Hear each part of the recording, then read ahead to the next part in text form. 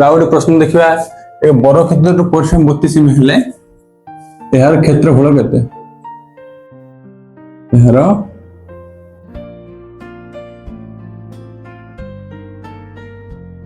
क्षेत्रफल केते केते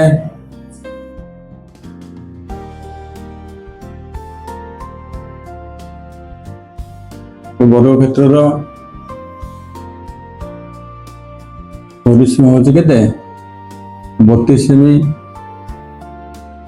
क्षेत्रफल बाहर करबा हम प्रथम बाहु बाहर करा पड़ो पूर्व क्लास रे पढ़िथिले बाहु इक्वल कोन परिसीमा बाई 4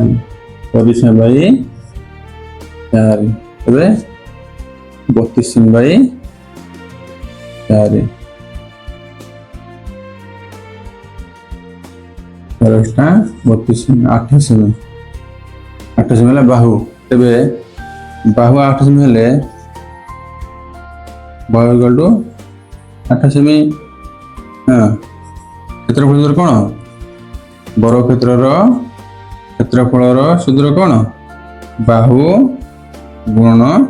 बाहु सूत्र मन रखा जदि गणित करिपरिबा तबे 8 सेमी गुणन 8 सेमी 8टा 64